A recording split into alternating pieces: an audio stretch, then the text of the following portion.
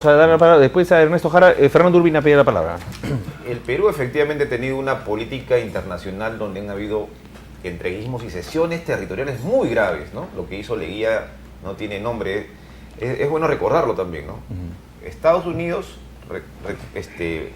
le quita a Colombia Panamá y en compensación de lo que se había perdido Panamá, Leguía le da parte de nuestra selva. Eso es cierto, hay una historia de entreguismo, pero no hay entreguismo en este tratado. ¿Por qué? Porque no se está cediendo primero un territorio nacional, se está cediendo una propiedad, es cierto, pero esa propiedad, ¿qué significa? Sobre esa propiedad se aplica la ley peruana. Si nace una persona ahí, es peruano. Se aplica el juez peruano, aplica la ley ahí. Es decir, la aspiración nacional que tenía Ecuador, que era un proyecto nacional, y era un enemigo del Perú, o sea, en esta negociación evidentemente ha perdido Ecuador. O sea, tiene 50 hectáreas en dos enclaves, que son dos terrenos que le van a servir para su comercio internacional, pero no hay que escandalizarse de eso, eso es parte de la integración mundial, siempre y cuando se haga respetar lo que suscribió. Es decir, no hay no involucra en nada a la jurisdicción peruana. El Perú aplica plenamente las leyes. Si no aplicara el Perú en algo las leyes, ahí sí habría cesión. Sí, habría entreguismo. Correcto. Ernesto Jara, ha habido más de 5 sesiones binacionales de Consejo de Ministros, ha habido muchas cosas. Estamos en un tema complejo que los otros medios no están abordando, no están estudiando este problema. Yo felicito al doctor Vargas Saya por traer a debate este asunto, porque tiene que ver bastante con nuestras condiciones de desarrollo en el norte del Perú y en nuestra Amazonía, por más amistad e integración que haya con Ecuador, pero necesitamos revisar bastante con detenimiento este asunto. Ernesto Jara. Acabas de mencionar una palabra que hay que precisar, que es la amistad entre países. Yo conozco la amistad entre personas, pero entre países no hay amistad. Cuando leí el libro Política entre las Naciones, la lucha por el poder, de Hans Morgenthau, en el cual habla de la escuela realista y la escuela idealista, resumía todo eso en una sola frase: los países no tienen amigos, tienen intereses. Y esa es una frase que hay que entenderla siempre presente, ¿no? Más allá de los tratados, es decir, más allá de lo que está escrito puede valer en la medida de que los países, o uno de los países, tenga la capacidad de hacerlo cumplir. Porque si un país no tiene la capacidad de hacer cumplir un documento escrito, es decir, un tratado internacional, el derecho internacional, sencillamente no se cumple. De ejemplos de eso hay varios. Entonces tenemos que entender que es así. Tenemos que, cuando suscribimos un acuerdo, tenemos que tener todas las herramientas necesarias para poder hacerlo cumplir, pero de manera real. No confiarnos en que solamente porque está escrito el otro país lo va a cumplir. ¿No? Eso ya la historia nos ha demostrado en el Perú y en el resto del mundo, no solamente en el libro de Morgenthau, que así no es. Hay que ser muy conscientes del realismo en lo que se refiere a... ¿Estarías de acuerdo con el uso del oleoducto norperuano en los términos explicados aquí con Ecuador y los $10 por barril?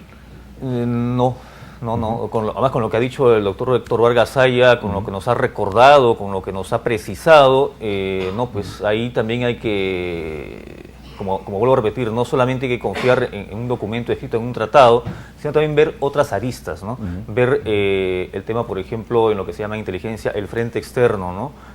¿Cuál es lo que está intentando hacer? ¿Cuál es lo que tiene en realidad por debajo Ecuador con este acuerdo con el Perú?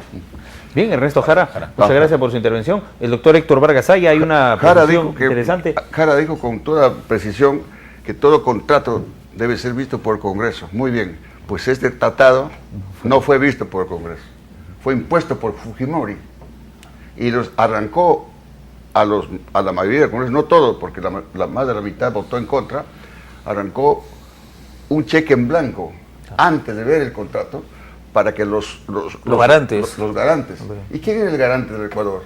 Otro enemigo nuestro, Chile. ¿Puede ser garante un enemigo? ¿Puede ser garante Estados Unidos, que nos ha arrebatado más de la mitad del territorio del Perú? Curiosamente, nuestros garantes son nuestros enemigos. Argentina Y, no, Argentina no. No estuvo ahí. Es el único amigo. Brasil. Brasil es el enemigo más grande, porque él nos ha quitado más de 1 millón de kilómetros cuadrados, sin guerras, sin fusiles, en forma pacífica por su gran poderío masivo. De manera, el doctor Urbina señala algo muy importante.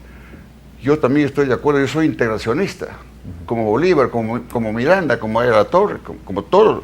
¿Quién no quiere ver un país integrado, a nuestro continente integrado? Pero la integración supone reciprocidad. Si yo concedo alguna ventaja de un país, ese país tiene que concederme a mí también las mismas ventajas. Yo pregunto, ¿dónde está la reciprocidad en el tratado frente a los dos enclaves? Esos dos enclaves no es verdad que ahí no va a intervenir la ley peruana, eso no es cierto. En el tratado se dice que son tratados soberanos, porque inclusive las autoridades ecuatorianas deben instalarse allí para otorgar visas, pasaportes, y tránsito, extranjería, etcétera, etcétera, dentro del territorio peruano. Y termino señalando algo más.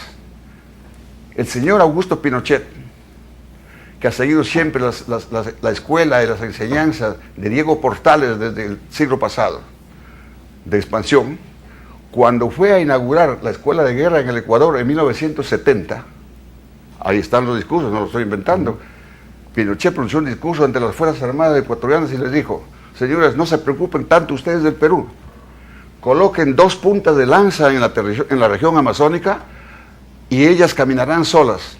Y esas 2 puntas de lanza son esos 2 enclaves que están soportando los loretanos. Son compatriotas nuestros, así como hemos defendido los boras los días, pues acordémonos de eso. Si esos 2 enclaves, el día que se quiera ejecutar, va a correr sangre. Hay que alertar. Esa integración no se consultó al terreno lacerado, no se consultó a la sociedad involucrada, que en este caso sería el de la región Loreto. ¿Qué dice? De manera que este es un tema que hay que estudiarlo. El tratado no ha sido visto por el Congreso, ha sido impuesto por un tirano, por un miserable que se puso de acuerdo, como usted lo había dicho, Romero, con este señor Mawat, que inclusive se dijo que hubo una bolsa de dinero que lo acusó el juez español Garzón, en su libro señala que hubo soborno a ciertos diputados ecuatorianos para que firmen rápidamente la autorización a Mawat para suscribir eso que Mawat dice: señores, en su discurso, hemos conseguido una soberanía funcional. Bien. Vamos a ver qué dice el doctor Fernando Urbina, un tema apasionante realmente, amigos televidentes. Y oponerse a estas cosas no es patriótico. Al contrario, habría que guardar un poco de reserva y todo tratado es revisable. Ahora, y sobre un tratado que no ha sido visto por el Congreso del Perú. Como abogado del diablo, quizá digamos aquí que, bueno, Ecuador renunció ya a la soberanía, pero vamos a ver qué dice el doctor Fernando Urbina. Bueno, me has quitado la palabra. O sea, Ecuador no tiene ningún acto soberano dentro del territorio nacional. Sí, ahí sí tiene. No hay ningún acto soberano demostrado y analizado por los juristas más importantes del país, número 1. Número 2, Ecuador tenía una aspiración nacional al Amazonas, es decir, territorial. Esa aspiración en la que se crearon generaciones de generaciones en el Ecuador era su proyecto nacional. Ojo, eso se vio recortado, se ha visto recortado. Entonces, la pérdida que ha tenido el Ecuador a ese nivel es tremenda, tremenda. ¿Y los efectos? Porque hoy ya nuestras bases militares ahí han comenzado a desmontarse y venir hacia el centro, sur y otros lugares. Claro. Bueno, yo considero que el Ecuador no es un enemigo del Perú a ese nivel. No hay asidero para hacer una hipótesis de guerra con el Ecuador en este momento. Por el contrario, o sea, todo lo que ha venido en estos momentos hay inversión en conjunto, hay cuencas binacionales, o sea, eso está ocurriendo, no es que yo lo esté inventando, son datos de la realidad. ¿Dónde queda ahora el Parlamento andino, el Pacto Andino, el Parlamento Andino, que son otros escenarios? Yo creo que el Perú tiene que tener una política especial con Bolivia y con Ecuador. O sea, ahí creo que hay un elemento estratégico fundamental, ¿no? De integración. O sea, nos unen muchas cosas con el Perú y el Ecuador. Ahora, yo quiero decir una última cosa de este tema. Imaginemos que efectivamente Ecuador saca su petróleo por el oleoducto norperuano. Cuando nosotros querramos, le cerramos el caño. O sea, lo hacemos dependiente de nuestro oleoducto. Muy bien, muy interesante. Vamos con Ernesto Jara, su análisis, y estamos listos. Un minuto, Ernesto, antes de ir a nuestros titulares, y tienes la palabra. Gracias, Rafael. Para evitar los vivos de las fronteras, hay que tener políticas de fronteras vivas, que Eso creo es que Muy bien. creo que no lo hay, ¿no? Eso en primer lugar. Es decir, desarrollar pues los límites donde están los hitos, ¿no? O sea, que ahí donde a veces llega las señales de los medios de comunicación de los países vecinos y no llega la señal de nuestros medios de comunicación. Llegan por los decir un pasillos. caso. Eso, entonces, eso es otro llamado a atención también.